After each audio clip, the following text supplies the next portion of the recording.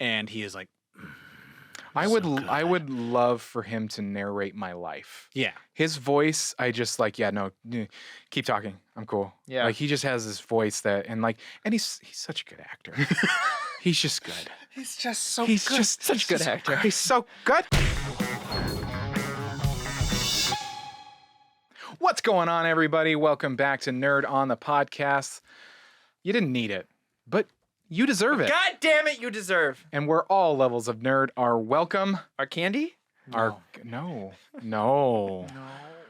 Our history of pain becomes distilled in time through totems of our experience.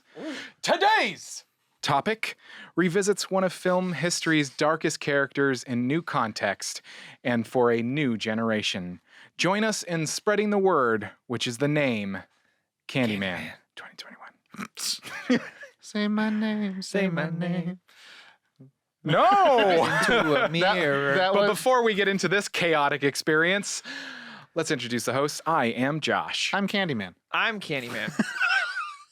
Say That's my name. 4, guys. Just saying. No, stop it. There are mirrors in the cameras, right? Stop it. Oh, What are there your are names? mirrors. Yeah. What are your actual names? I'm Tom. Candyman. Yeah!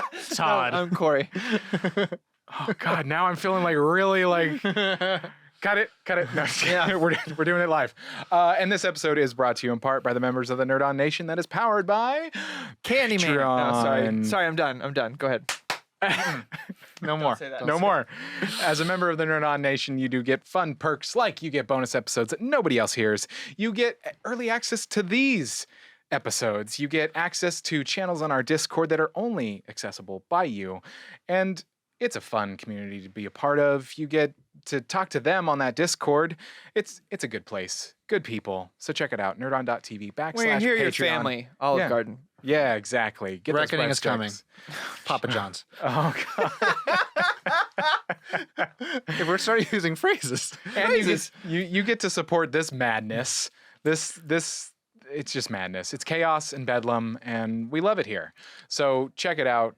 Join that Nerd On Nation and join that Discord, nerdon.tv/Discord. And a shout out to Apogee, Embody Audio, And Odyssey.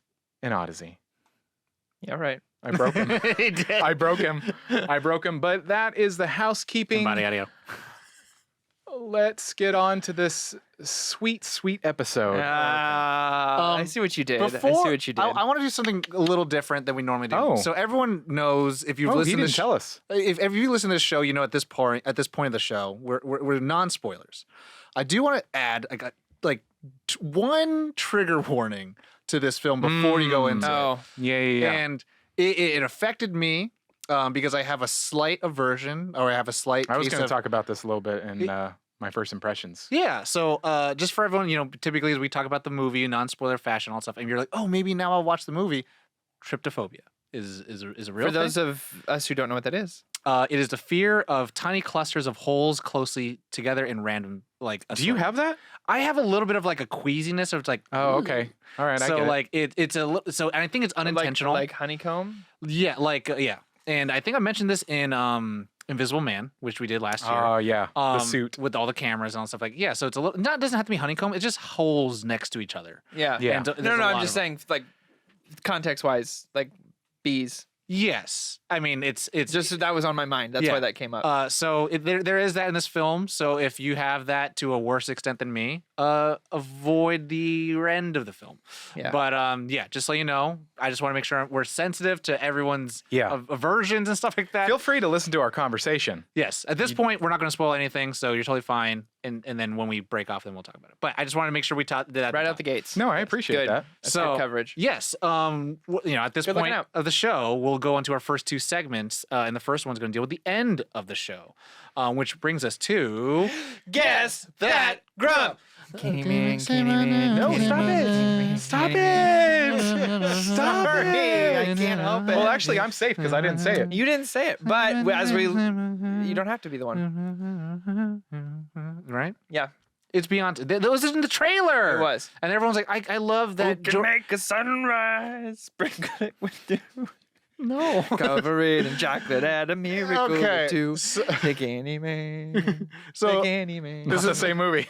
This part of the show, if you're brand new to Nerd On, is where we are going to go around the table and guess who's going to have the lowest score from the rating that we're going to give it from 1 out of 5. No matter how high the number is, the lowest number will be the grump for the week. That's right. And since I always explain, Beyonce always does her opening. Thank you, Beyonce.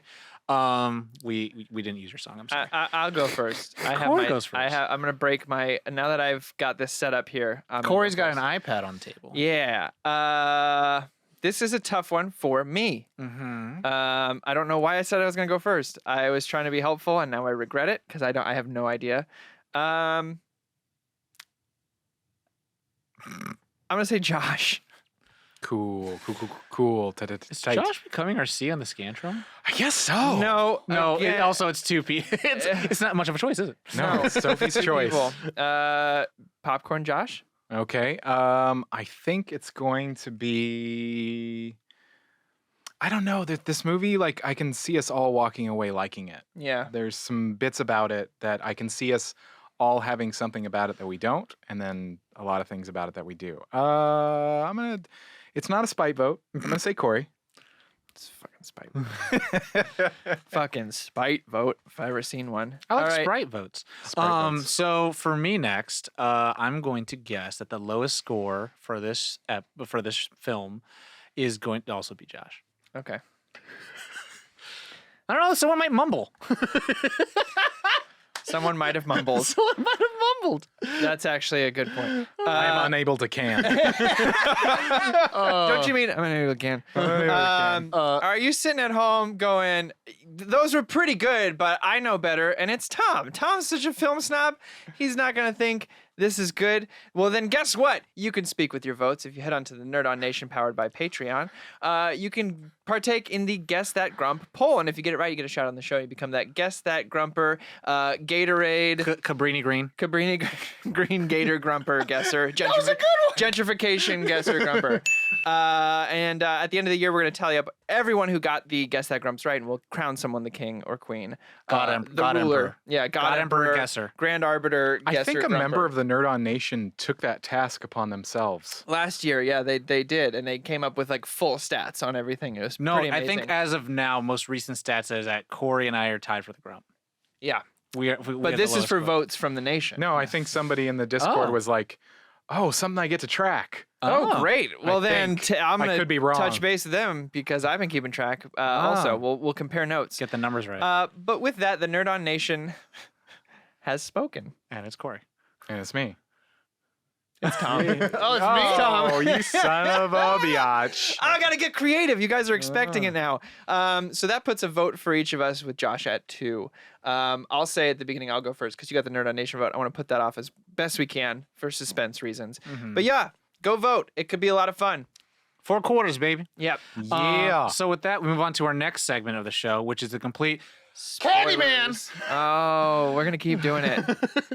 of the episode, where we're going to go ahead and talk about our initial reactions and our first impressions. How about I go first? Okay. Do it. Who watched this movie in theaters? I did. Wonder if you're not it. I did. So I walked out of this movie theater absolutely adoring this movie. I haven't watched the original in such a long time. You chose wisely. And I watched this and I was like, the first thing I said when I was going in, I was like, man, Yahya Abdul-Mateen II Yeah. is everything. He is Black Manta. He is Dr. Manhattan. He is Morpheus. Now he's Candyman. Who is he going to be? King Arthur? Probably. Yeah. And I wouldn't be Bond? mad. Or Bond? No. Is he British? I mean, Or English? No. Okay. Well, I don't know if they want to do that. I mean, it was just an example. yeah, I'm just saying. It's a wrong they That's wanted, Idris. they wanted Robert Redford and Clint Eastwood to potentially be James Bond a while ago. They're like, no, it should be a British person. Yeah. But that being said, maybe he's Robin Hood. Maybe it's like, oh my God, just Ribbon Hood. Robin Hood. They're gonna give Yahya Abdul-Mateen II every role ever, and I'm here for it. I'm totally okay with it. Paddington? No, Paddington. I tried. He can't be. What? Do you want Yahya Abdul-Mateen II? Did you say Sorry? Kingsman? You said anything. Anyway. That being said, I was looking forward to it. Also, I just kind of liked, this isn't a Jordan Peele directed film and all that stuff, and I know there's a lot of hype with him and all that stuff. Still got his touches in He's still got his touches. He's It's still executive producer. It's still Monkey Paw, so I'm Yeah. like, okay, that's cool. But like, there was something about the trailers with this that I was like, really like, I want to watch this. I think it's really cool. Like, to me, remakes or reinvigorations of these time-tested, horror villains are really cool. And I think, the true point of a remake or a reboot is that you allow new context to be played and then also for it to fit a better modern context. And this film, I think, does it for me.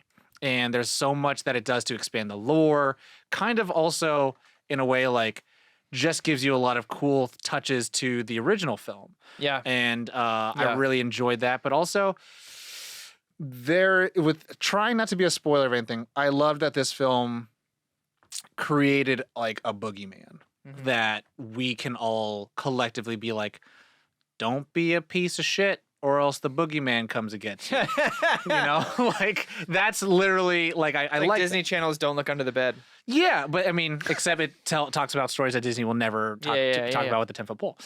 So it's that kind They of stuff. almost did in Falcon and Winter Soldier. They were closer to me, I think, in Black Panther. Oh yeah, for sure. Yeah. It's beautiful. So I absolutely loved it, and I want to see more. I think film kind of says like, hey, I have laid the groundwork, and you don't even technically have to do a full sequel. You could even do a prequel if you wanted to, and I think that'd be really cool. But yeah, I absolutely adored this movie. I think, I don't know, there's a lot. Maybe there's shortcomings, but I'm just like I don't care. Sure. So that's Cummings. Josh, you got 2 votes. I'll take the next one here. Give our listeners at home some suspense. So for me, I did not see it in theaters. Trying to be very safe with a pregnant wife. So this was last year I saw it. Yeah. Yeah. And so I watched it in preparation for this. And fucking Nia DaCosta. I loved this movie. I'm a big fan of the original. Now, truth be told, I haven't watched the original in probably 10 plus years, but it's one of those ones that lives in this place in my heart that's just like, that's a fun, scary movie. I mean, I would say everyone listening to this episode, I think if you don't watch Candyman 2021, you should watch the original. I would say also, if you are planning to watch 2021, you haven't seen the original, please watch the original first, because what I'm going to say here, without spoilers, look, I had a lot of fun, with this trend of like, Halloween had 6 sequels that don't matter. Here's the real sequel in 30, 40 years later. But this is how you do it. Well, this is like no shade on that 2018 one. Was a lot of fun. Halloween Kills is a whole nother story, but this is like I watched this and I was like, oh, this is the way you walk a line of paying a beautiful homage to the original film without rewriting it totally, but really making it your own at the same time, and having with these like slasher thriller, I don't want to say ghost type things, but they're mythical things. Supernatural. That's the word I'm looking for. They do adapt with time. They're all stories we've been telling for thousands and thousands of years, campfire right? stories. Yeah, and they're meant to evolve. Urban legends. And this is a perfect example of how to do it well and do it in a very smart way. And a lot of there's great performances throughout, but a lot of my praise here is going to go to the director on this one, because I think she stepped up and really not only she left her mark on a series without taking away from it. And I think that's really hard to do. That's a really wonderful way of saying that. Very, very Ryan Coogler Creed. Yeah.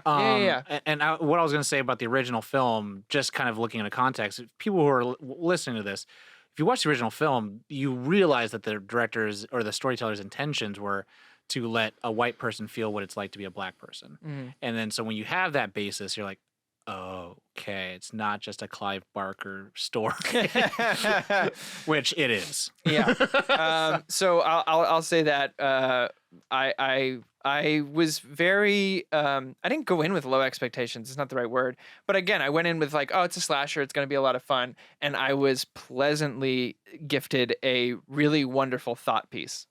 Mm-hmm. Mr. 2 Votes, what you got?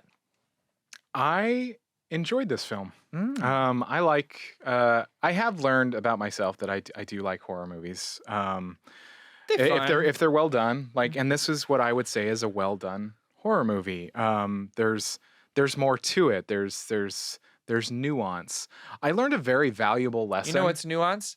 Evil dies tonight. There is no nuance about that. I learned a very valuable lesson about myself watching this. I may have something called traumatophobia, and I was looking it up, and it's basically like the fear of wounds and blood, and there's a certain scene where I was like, oh, okay, and it would explain my fear of it includes injections, like getting your blood taken or getting shots and stuff. It's not just the fear of blood for me. It's the fear of wounds and physical trauma and stuff like that. I just gave Josh a look, and then he was like, "I'm going to explain more, Tom." Yeah, I like because hemophobia, I think, is the fear of blood. Yeah, but I didn't even think to I'm just because I've heard a lot of people say it's more specific than that. It's more specific than that. So my specific phobia is skateboard videos where people break bones. Well, so I can't watch. People will send me a person skateboarding and I can't watch it because just in case. They're like, no, it's good. I'm like, does anybody get hurt? I'm gonna do a deep nerd on deep cut. I'm sorry, I'm gonna derail this, but I want to ask you, Josh. Yeah. How did you feel about the bone breaking and the blood of dirty laundry?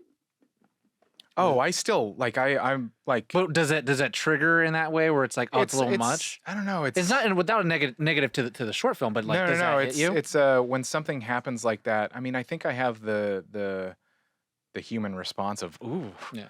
I mean, but there are certain things I don't want to get spoiler because there's a scene in this movie where it was like I had to pause it and go, I think I got a problem here. I was like, oh, I'm having a response. I'm having a response. It's not like earth shattering or anything like that, but it was kind of as I'm being more introspective in my life, I was like, oh, interesting. Okay, that would explain that, and that. Oh, okay, and got it. Everyone here is going to hear me be like, so what about in this movie this happened? But we'll get there when we get there. Yeah. So, but you enjoyed the movie. Yeah, no, I just thought just all You're familiar with the original? Yeah. I remember watching the original Hollywood Video. Yeah, Hollywood Video. I went on watching horror movies in the horror movie section A to Z, and okay, I'll watch this one, and Candyman is, I think the original is kind of I think one could say it's a classic. Oh, 100%. It's a classic. It's a really well-made classic horror film. And so watching this, it was there was a lot of there were a lot of moments where it's oh, you guys, go you. Way to hold the original in respect, and they sold it as a reboot, but it's truly a sequel. It is. I mean, it's there's some stuff that we'll talk about when it's spoilery zone, but even actors that return and stuff like that you're just nice. So I'm gonna say twists. I enjoyed the film immensely. So with that, we'll move on to our next two segments, which are going to be our brief synopsis and our production. And the brief synopsis for this film is: for decades, the housing project of Chicago's Cabrini Green were terrorized by a ghost story about a supernatural, hook-handed killer. In present day, an artist begins to explore the macabre history of Candyman, not knowing it would unravel his sanity and unleash a terrifying wave of violence that puts him on a collision course with destiny. That's a really good brief, actually. It is. It's nice. It's a pretty good. If anything, it's kind of a log line. It's pretty good. It is a log line. That I got the production over here by Corey loading up right now. So production distributed by Universal Pictures, known for I need to zoom in a little bit because my eyes, it says Jurassic Park and Back to the Future, and my eyes said Jurassic Bark. And I was like, what? That's what deep dive did Tom go into to find Jurassic Park? That's Futurama. Universal Pictures known for Jurassic Park, Back to the Future, and Bruce Almighty. Was that because I said that in my stream the other night? Nope. Oh. I said Almighty, and I went Bruce all fucking mighty. Serendipity. Yeah, there it is. Directors, Nia DaCosta, shout out. Night and Day short film, Little Woods, episodes of Top Boy, which I'm not familiar with myself. Show. Producers, Ian Cooper, known for Us and Nope, so just strictly Jordan Peele's stuff. All right, there we go. Wynn Rosenfeld, known for Voba Science Now. It's Nova. I don't know why Aviva. Voba Science Nova Science Now, Darknet and Hunters. Jordan Peele, known for Black Klansman, The Twilight Zone, and Lovecraft Country. I want to give a shout out right now to Tom for saying Jordan Peele's producer credits, what he's known for producing, because we go straight to writers. Jordan Peele, known for Us, Get Out, and Keanu. I love Keanu. That movie had no right being that good, and it did. We watched it recently, and I was like, we need to do an episode of this. It's know the wordness to the turdness? That was an actual text that Jordan sent Keegan one time. He was like, hey, are we meeting up at this spot? And he went, wordness to the turdness. And he's like, I don't know why I sent that. I'm so sorry. And they're like, we're putting it in the movie. Next writer, Wynn Rosenfeld, known for Twilight Zone, and Nia DaCosta, known for Livelihood short film, Celeste short film, and Little Woods. Cast, Yahya Abdul-Mateen II. We sing his praises on this show pretty much every other month. So he's known for Aquaman, Watchmen, and Matrix Resurrections. Teyona Paris, known for Dear White People, Chirac, and WandaVision. Also, shout out, she's great. Nathan Stewart, known for Jarrett Mope. Nathan Stewart Jarrett, known for Mope, Angels in America, and Misfits. Coleman Domingo, known for Euphoria, Selma, Fear the Walking Dead. Kyle Kaminsky, known for Driver X, on hiatus with Monty Gear and Nowhere to Go. Vanessa Williams, known for Candyman, New Jack City, and The Flash. And Tony Todd, known for Candyman, The Rock, and The Crow. Release date was August 27th, 2021. Runtime was 91 minutes. Budget was $25 million with a gross of $77.4 million. Rotten Tomatoes scores 84% from critics from 323 reviews and 72% audience score from over 2,500 ratings. Thank yous, rate and reviews, nerdon.tv. 4 quarters. 4 quarters, baby. So that is it. That brings us into our Full complete spoiler. This is your last chance to turn back. I'm going to steal this straight from Kevin Smith. 3, 2, 1, spoiler country. Here we go. What do we got? So favorite parts, favorite characters, our qualms, and finally our ratings. My favorite part of this film Yes. is there's so much. I can go first. I have one ready to go. One thing in particular is Tony, Abdul-Mateen's character, is an amalgamation of Daniel Robital, who is a painter, and then Helen Lyle, who is a photographer. Yeah. And I was just like, and his name's Tony. Yeah. Which is Tony Todd. And who so is the Candyman. So it just kind of comes to this, like, to say the phrase, it's the writing on the wall of just like, oh my God. Yeah. My God. I mean, just talking about him, the twist too, that you find out that he's the child from the baby from the first film, and then his mom shows up and it's her, and you're like, oh, it's her. And the voice on the recorder is Virginia Madsen. Is it really? Oh, that's pretty cool. And just, she was Helen. I'll just say, who be also at in that moment came in. Yeah. Just saying, Vanessa Williams coming back I wasn't sure if I wanted to spoil that or not. For this film. I'm gonna say it this way, man. Black don't crack. She was like, the movie was like 30 years when I ago. saw the trailer, it took me a second. Because I was watching it and I was like, man, this looks so good. And she had the big moment in the trailer where she goes, don't say that. That part. Then I watched like some behind the scenes. They're like, oh, and so returns. And I was like, returns? I didn't see like older people in the film. Yeah. And then I watched it again. I was like, holy shit, that's her. That's his mom? Yeah, right. It's like, I was like, yo, like, and I was just like, she doesn't look like she's aged at all. No, she looks exactly like they plucked her out of the 92 film and just put her here. Yeah, just put her some new clothes. Like a movie was made a year later. I was just like, so I'm just like, oh my goodness. So good on her. Great for her. But I want to say, that like kind of circular of it all coming together, where it took place.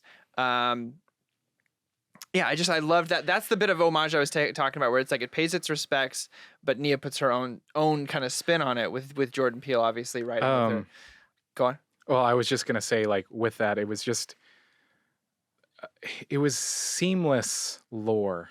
Oh yeah. It was seamless exposition and stuff like that, where I was like, it didn't just like slap you in the face with the lore where you're like, okay, that's out of place. It all fit. Like it was all quite nice. Like they constructed a Tony's character. It made sense for him to hear the stories. Like it just like okay. So one of my favorite things, because I'm just going to piggyback on this, the shadow puppets. So yeah. that's where Nia DaCosta. So Nia DaCosta that. directed a short film, which I think where the shadow puppets first came from. Really? In I'll have to check it 2020. So she's credited with Candyman short film, and it was like that story.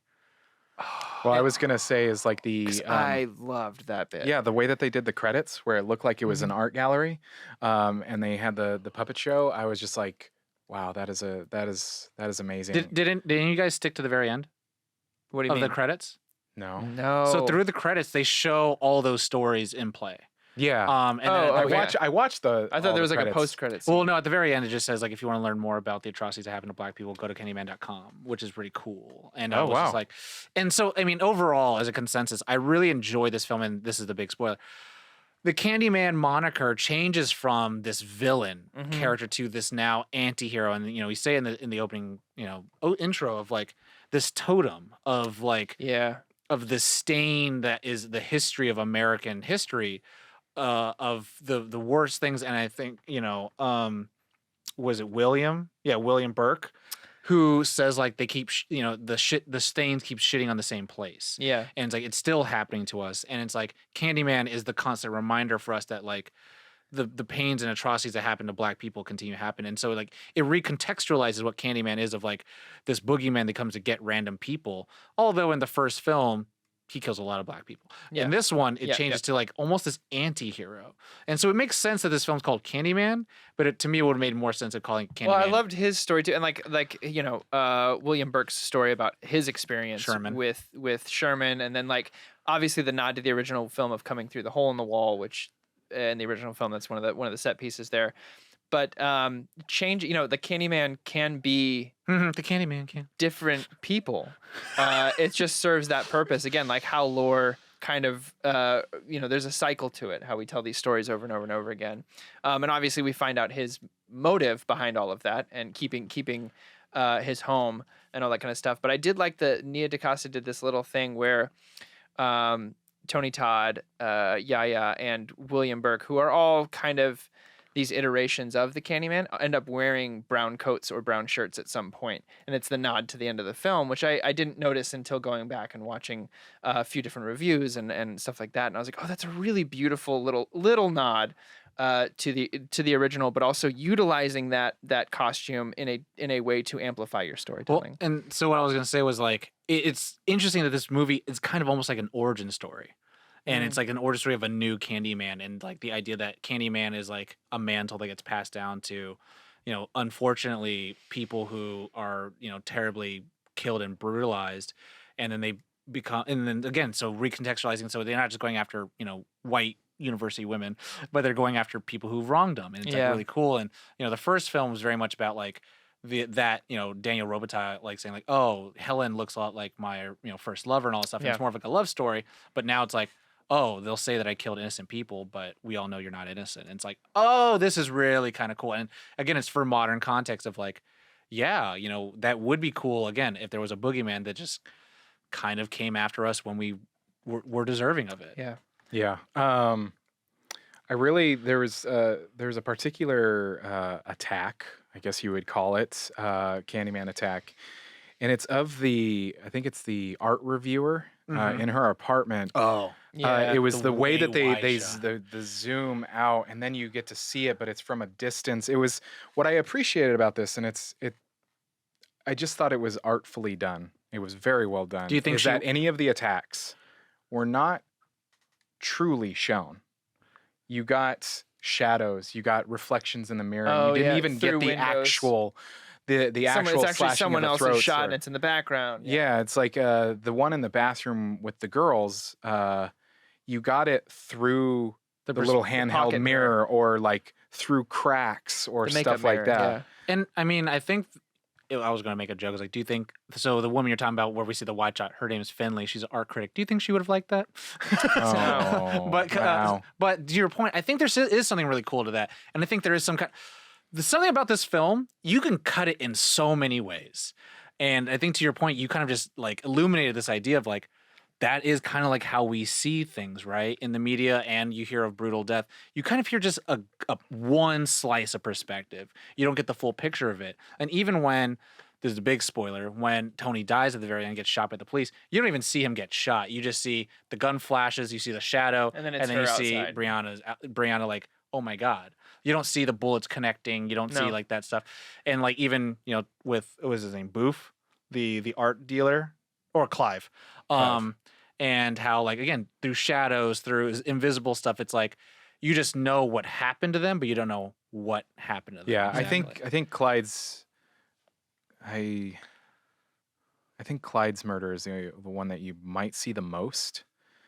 Is that but maybe even not, because it's the first attack. The art dealer guy with his intern.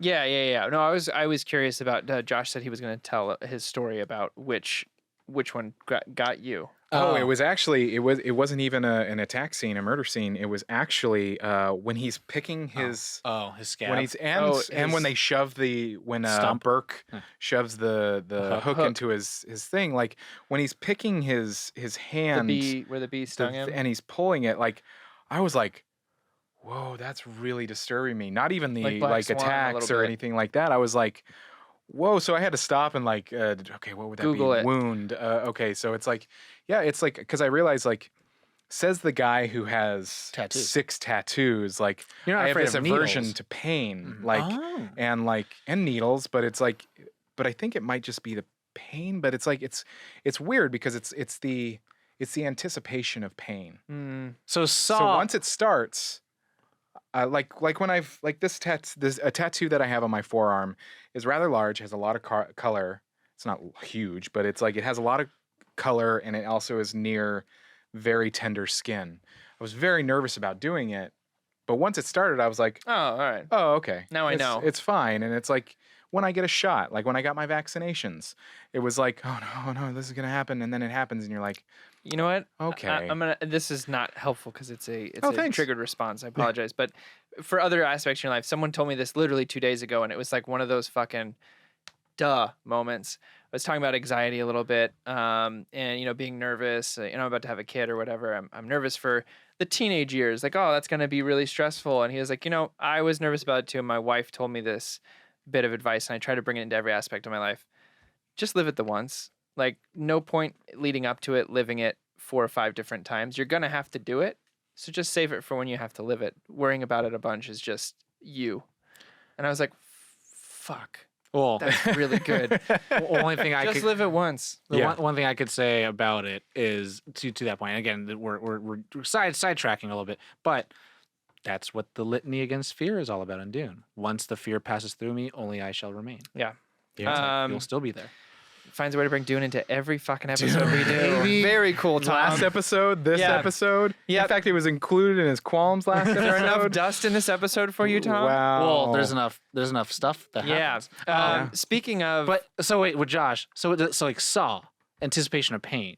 Yeah. That comes into it. Yeah. I'm just trying to figure out like what movies it's like, oh, okay, he may not like. He wants to test my threshold. Yeah. Well, it's more like I'm being more cognizant. I was like, oh, nope, maybe not this movie. No, it's like it's not unbearable. Okay. I mean, I know I've had friends in my life that it was just like, no. I literally cannot physically watch that thing. Okay. Fair. Because I mean, that was my thing with Invisible Man with the cameras, and then seeing this when with Tony's his. Also, by the way, dude, go to the doctor. Go to the doctor. It's starting to infect. But he went to the hospital. I'm like, how did they? And then they guys, but they didn't do anything, right? I don't know. And they're just like, okay, you were born here. Well, anyways, so I was like, could they see it? I got the idea that they couldn't even see it. Like he covered it up. Yeah. But I felt like he went there for that. That's what I thought, but I felt like they couldn't see it. Maybe the Candyman side of him just said cover it up, like so they didn't. I don't know. Anyway. Yeah. And so he gets a lot of like little baby holes all over because his pores start opening up, and I'm just like, oh god. And so for me, it's not like unbearable for him to watch it, but I know people who have tryptophobia, and it's like, okay, that maybe be careful with this scene because I was just like, Favorite part of mine was I want to talk about the end scene. With Brianna in the car. When the cop is trying to intimidate her into saying, "Oh yeah, he was." He came at her. Yeah, or we could say that you were an accomplice, and then you would go to jail for life, even though he's dead. and her moment, and you're like, I'm sitting there watching this, being like, She's about to do the thing. fuck. I didn't even think about that at first until she says, "Can I just let me see myself?" And I will. And I was like, But then myself in the mirror, like I was like, but then she say it. But then she gets him to say it. Yeah. Which, so smart. Yeah. well, and then she smiles after he says it because she's like, No, and then right after a cop there comes was one because Yeah. I wanted to bring up the conversation because you said it when we were kind of joking around about like don't say the name and how many times, and I didn't say it, but it was interesting because there's the bathroom scene that I was talking about with the girls in front of the mirror. The girl with the shaved head says it first. Yeah. Without everybody else, and then everybody says it together. She dies first. Yeah. Which I was like, that's the just have thing to that say it I the once. like. I really. and the Asian girl left first. Yeah. Another like aspect of the movie that I absolutely loved and I noticed. Well, I want to go back to that end scene yet because I wasn't quite done yet. sorry, But sorry. if you wanted to finish your thought. No. It's a longer talk. Okay. So, so like she's right. He says it the 5th time, and immediately this cop comes out, right? And you get to see him, and he's surrounded by bees, which I thought was a really cool effect when he's standing out in the front of the car and the lights Way are better flashing. than Wicker Man. Yes, not the bees.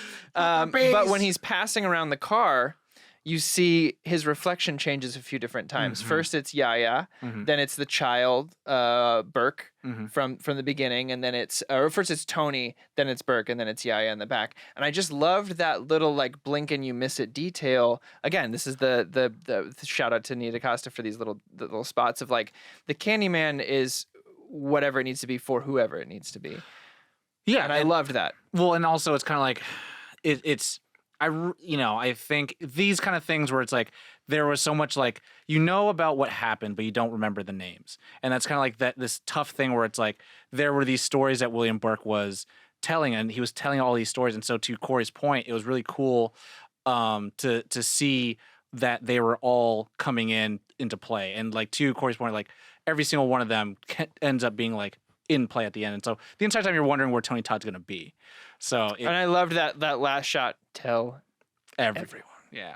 And so like it was kind of the thing where it was like remembering the name, saying the name kind of brings power back to that and makes it us remember it. And kind of like we just say like people died instead of like remembering their name. So it's like, well, we always talk about the killer. Exactly. And I think there was that point where William Burke was like really trying to be like, all this is kind of like his design, but like he's kind of like, we need another one. And it's like so that they can remember. And the story needs to keep existing for us Yes. to keep staying here. So I really just enjoyed that. I was like, oh my God, this is, and that's the thing where it's like this movie ends up being about something.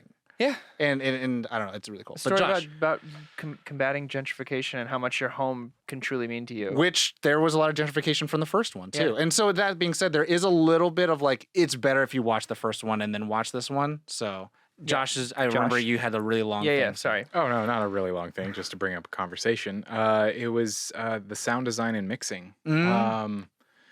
It's not often that you get to hear creative sound mixing where and specifically in surround sound where they're using all the speakers and the soundscape. Sometimes it's just like you throw a little music in the back and now it's surround sound. But this one, the place that there were a couple of scenes that I really, really noticed it. And when he first meets Burke, he's coming out of the apartment and Burke is over here on the screen. He's on the left side of the screen. Oh, on that like walkway. Yeah. And in the audio, Cabrini Green. Yeah. he is panned that way. So you hear it like it's coming over there. Then when he I think it's a few scenes further, he's coming to meet Burke at the laundromat. I could hear the machines that were over here on this side of the screen and the machines that were over here, the laundry machines, and they were in different ears, and it was like, you guys, You didn't have to do that. It's for the me, extra. you did that for me. Like it was just it was just a beautiful aspect that I was like, yeah, they put love. I'm gonna watch it into again it. with my Mobius. That's what I watched it with. Oh, was yeah? on my Mobius, With your and that's how surround sound on. Yeah, that's how I heard 7.1? it. I was like, whoa, they're doing Yeah. the thing. And continue this conversation we had with The Harder They Fall from last week's episode. When filmmakers just like, I can do this. And you're like, okay. Take the extra time to. And to that point with the end scene, there is like a little bit of like a Alfonso Cuarón one shot in the car kind of thing that happens from Brianna's point of view. And it's really kind of fun when they do that. And also, I would just say, there's something about opening scenes in movies. If you don't get it right, I just don't like it. And this one had it so good. Like just the opening of like the upside down view of the city. This is probably the most beautiful horror film I've ever seen. Yeah. I mean, like even when he goes to see his mom, Framing right? and all that And he's stuff. walking towards the camera and then you hear the Candyman say, Anthony. And then he turns back and it's like, oh my God. Yeah. And it's like that kind of stuff but also Or little things like they'll walk by mirrors and sometimes the Candyman's there, sometimes he's not, and it just keeps you on your toes for like, is he gonna be there? His crazy paintings would absolutely sell. Oh yeah, 100%. They would totally sell. Like I was like, those are really good, man. I really like those. I mean, I would just saying like again with design and all that stuff in mind. Like when he's seeing his mom, the hallway he's walking through is circular, which is a very it's a maternal shape. And then when he knocks on the door, he's like so tiny, he's barely in the frame at all. It's those kind of things where it's like you're telling the story of like he's at this lowest point at this moment where he finds out that he was born in Cabrini Green and instead of the South Side. And I think I also just loved just in the beginning where he's starting to discover the story. He's looking it all up, and then like he goes to the church, and it's the same church. When he holds up the frame picture. to see if he can D-Man find it. Yeah. So it was cool. I thought it was fun. I just have a question. Yeah. Because I'll be honest, I usually watch the things twice. I did not for this. I will say that. Yeah, me neither. What are the rules of Candyman? You say his name in the mirror 5 times, and he comes and kills you. That's it? That's it. That's Well, because you said something, I don't know if it was on screen or off screen, so I apologize for missing this, but you said you don't even have to say it. You don't even have to be the one that says it the 5 times. Was my point. Because it happens in the movie. It happens You know, a few times. She says it once. She says it 4 times. He says it once. Some of the girls say it. You don't have to be the one who's. As long as it's said 5 times in the mirror, it seems like then he'll show up. It calls. Yep. It summons. It's like Bloody Mary. Yeah. Other parts I really enjoyed. I like that this film also kind of acts as a little bit of a mirror to like the art world and art storytelling. Like there's the critic Finley who kind of like points the finger that the true reason of gentrification, all this stuff is because of young artists who don't want to have a day job. And it kind of like, is that right? Is that wrong? It's calloused, it's cold, but like there's something of like, there's a little bit of truth in there, but also that isn't, I think, warranted to kind of erase the fact that this artist is trying to bring up a story of this history of this town and of the legend of the Candyman. I think it's really cool. I mean, just to say, William Burke, like his whole opening scene as a child was so like, that's not Tony Todd. And all of a sudden you're like, what is this going to mean? But then as you see it unravel, also just with, there's so many things where it's like, to your point, Josh, it's like seamless lore building and characters built around the story of like, okay, I mean, why are William Burke's lead up to being a part of turning Tony into Candyman is just like, it was a fantastic. Yeah, it's hard to like really put into words, but it's just because we've already said it, so I don't want to repeat it too much. It's just the building of everything just didn't seem so like, it didn't seem ham-fisted. It was just it didn't seem contrived. It built. It gave it was. I'm having a really hard time putting in the words. It was just good. It was good. It's like, of course, this person who has seen They did it. They did the thing. It was like, of course, this person who's seen his Candyman is someone that realizes like, oh, Candyman is not just some scary thing. It is our history, and it's the history of this place, and people need to know about our history. But I was gonna say with Brianna, like they didn't have story to with her dad. Exactly. Like, they could have just if I ever made told this, you I could fly. But I can. But it's like that, and then her brother, and then like, oh, you have to go back to dad's place and sell all the paintings or do something. Like, why would I go back there? Why would I go? And then you understand like, and that's this movie. You could slice it so many ways. To your point about learning about some with your traumaphobia, was it? I think it's called traumatophobia. like It's this. hard to find a straight answer. This film is a lot about trauma and a lot about what makes people Tick. tick. Yeah. Yeah. And it's like, That's know, what I'm saying. informs It went from me thinking I was getting a slasher film to being like, oh, this is a think piece.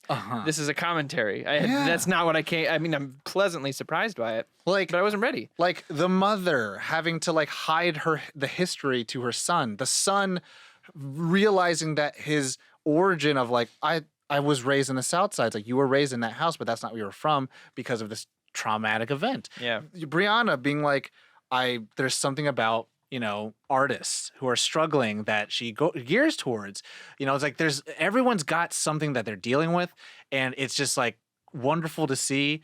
And like there's also something really cool to see that like as Brianna is like navigating through the art world, like there is chances for her to like go up and excel, but she just wants to stay rooted to who she's finding in these like upstart artists, which I think is also a tough thing when you're like having those decisions of like, do I go for the lavish lifestyle or do I do the grassroots work, right? And so like that's a person of color's kind of when the struggle when she's kind of getting her career up, and the lady that has the art gallery that she's like, she basically wants her to focus on Anthony's work, even though she's had this traumatic thing happen with it, and you can tell that she's having like a crisis, like a conflict, Internal crisis. Her brother cracks me up, Troy. Like Troy when he goes, great.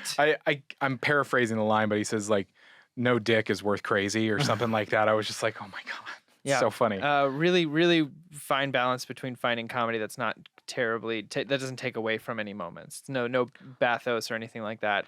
Well, written in really well. The scene where that I really was like, okay, I'm fucking here for this, is the scene where Brianna's trying to plead with him about like, he's not real, I'm real, and I'll prove it to you. And she turns around to say it, and he just starts smashing every mirror in that apartment. I thought that scene was really wonderfully acted by everyone involved, and it really stuck out to me.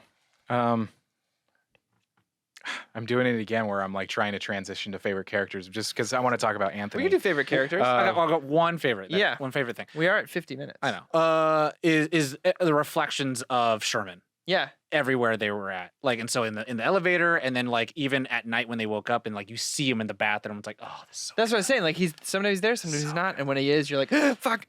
Okay, now favorite characters. Oh, no. Well, no, it was going to be like oh, yeah. What is the. We'll do two. Okay. We'll do two. Oh, he's being gentle on us. Yeah. This isn't the heart of Well, the film. I'm just going to say. There's no blades This is the in Candyman. He's being sweet. There's no blades in these candies. He's being sweet. I'm actually going to say Anthony is my first one. And really, it's Yaya's performance. There's a really slippery slope that you can do when you are an actor and you're crazy or you're slowly going crazy.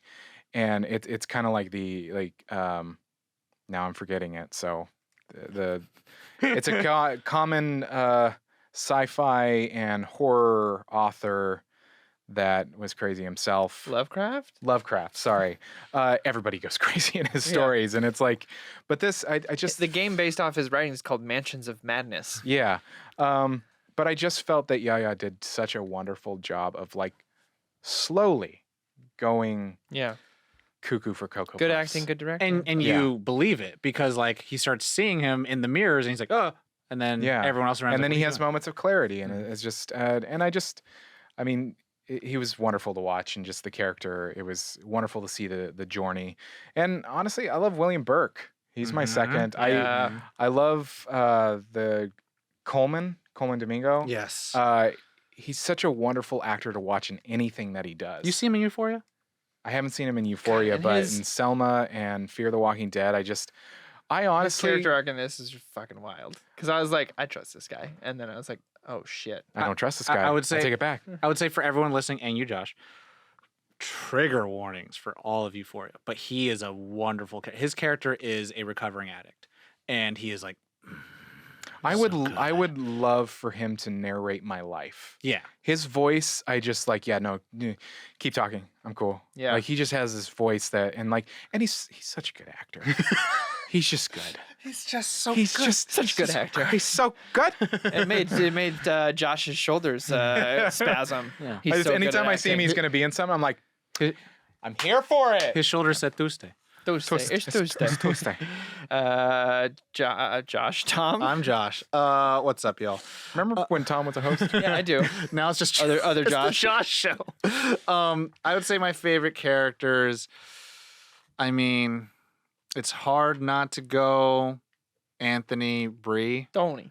Yeah. Tony, Bree. I feel like they're just like sadly these two characters in this world that are just torn to shreds by like unfortunately this history of the city, of the state, of the country, like wherever it is, that happens. And they you know, whether it's an artist who, you know, finds the thing that makes them go, or it's like, this is your new Kikis. I see. "Ah." Just kidding.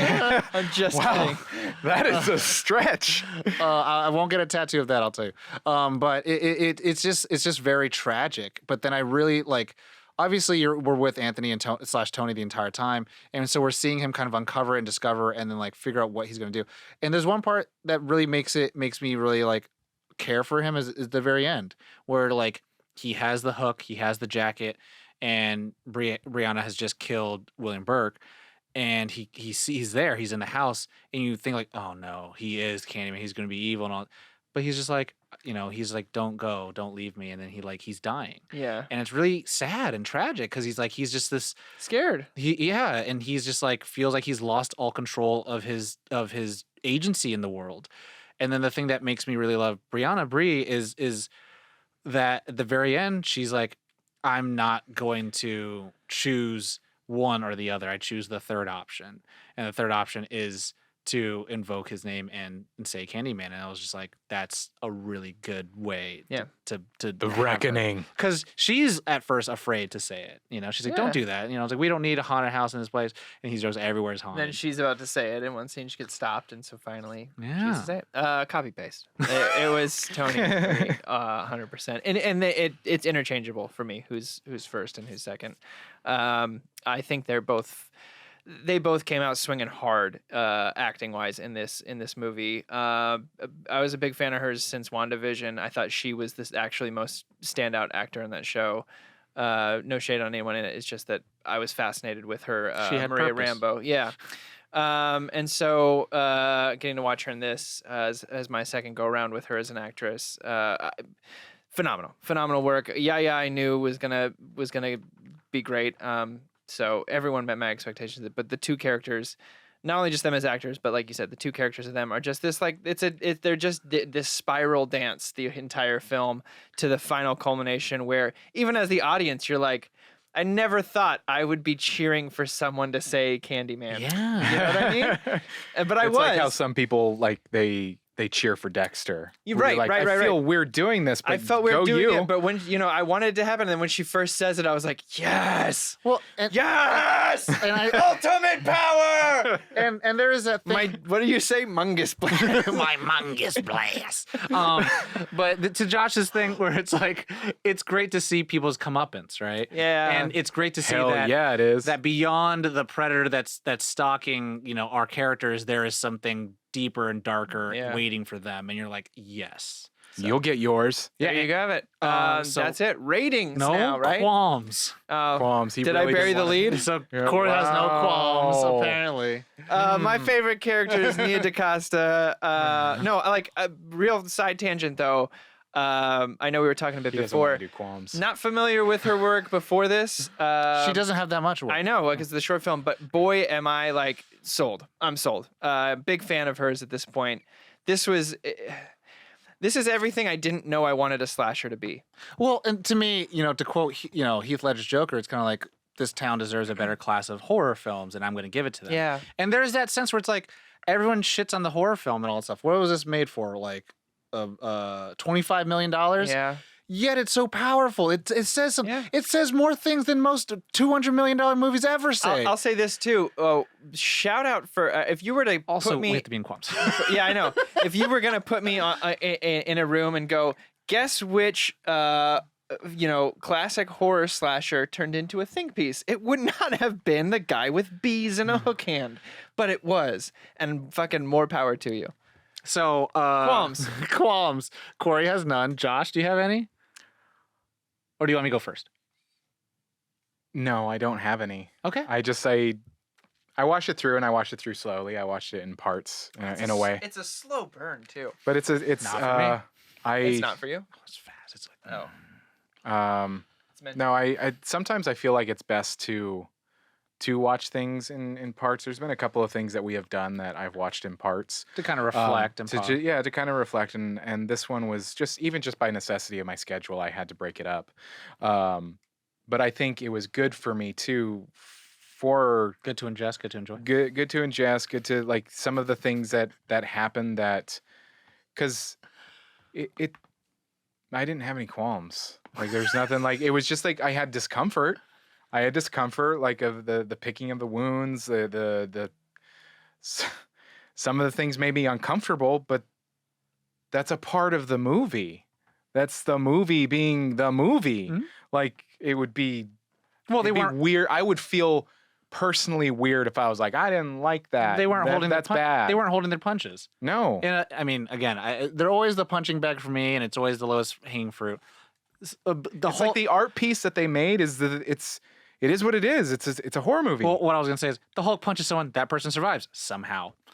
Yeah. And it's like, here, no. I mean, this is you get hooked once, you dead. I may be uncomfortable in some scenes, but it was good. Like even talking about the attack scenes, like I was like, wow, that's a good job. Mm-hmm. Good, like it's awesome.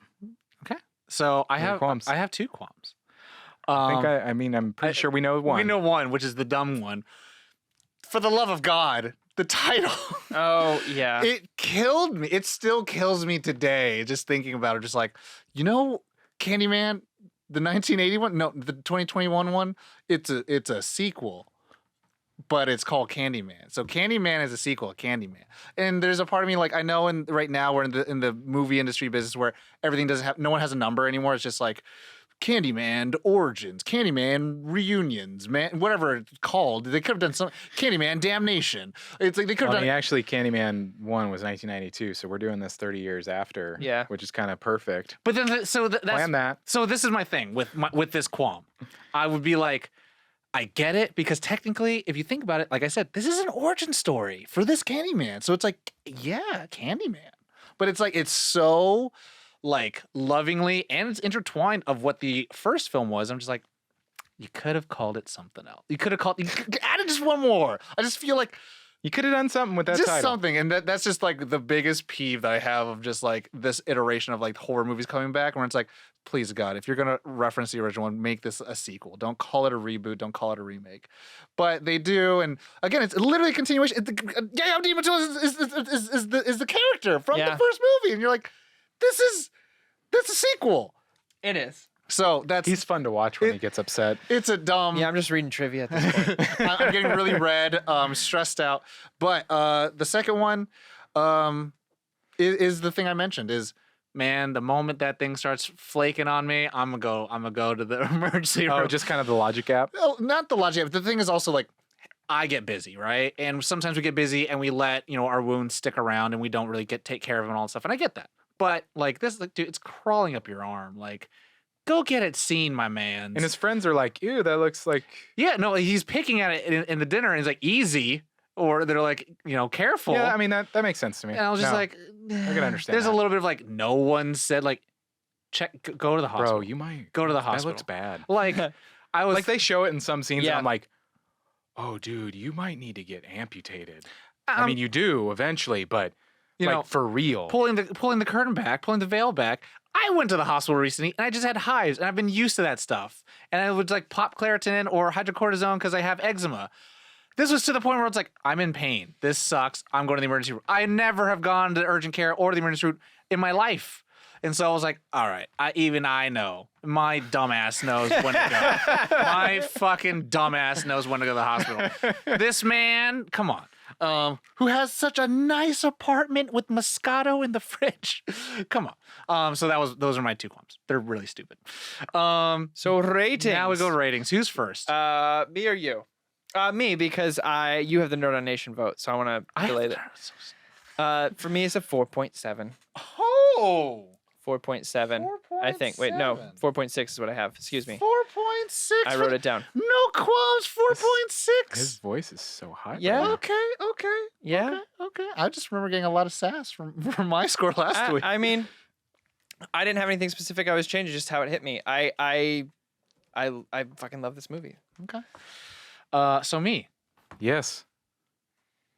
is a 4.9. Hey. 4.9 Nice. for this Right. one. Nice. Literally, if they called it Candyman 2, I probably would have just given it a 5. Wow. Not gonna lie. Wow.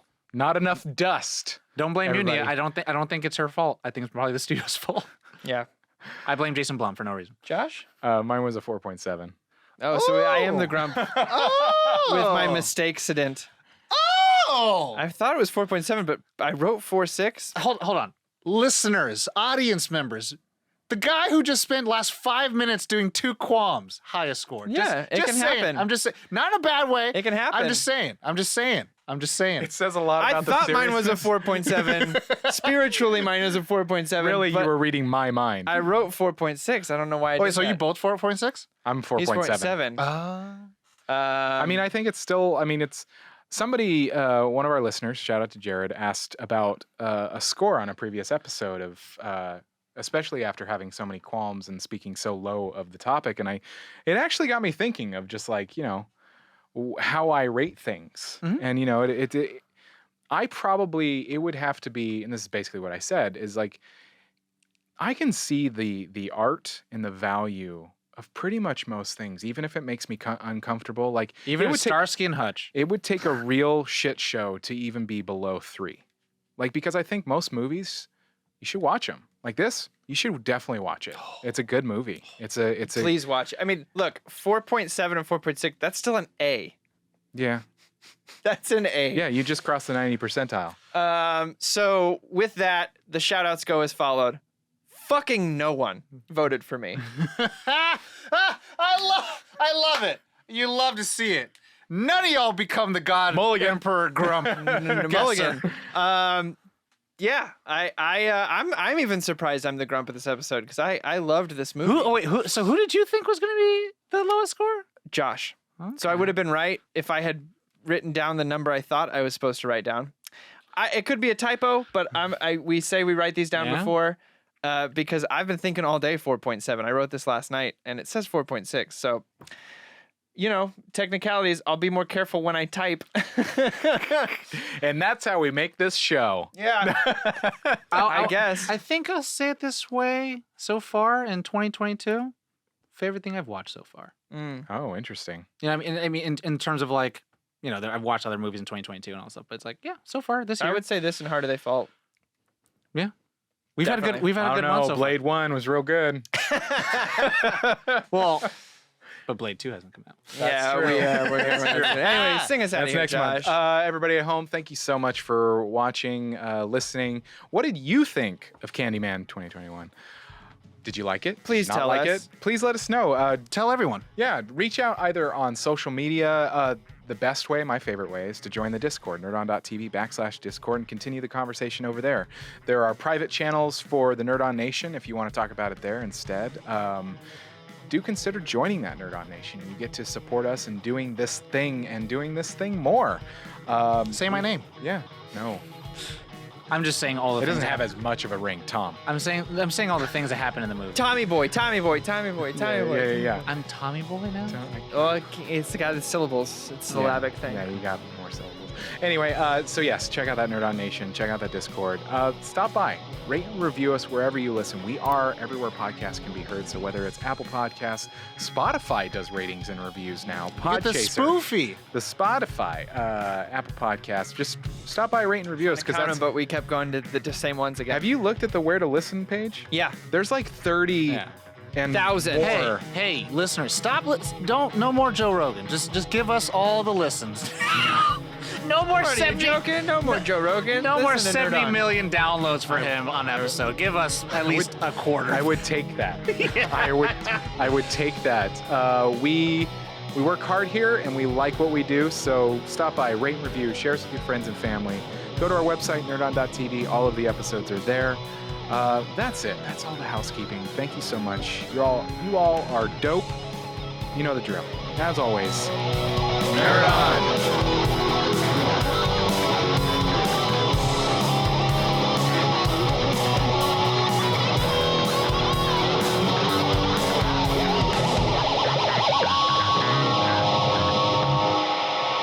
Ending broadcast.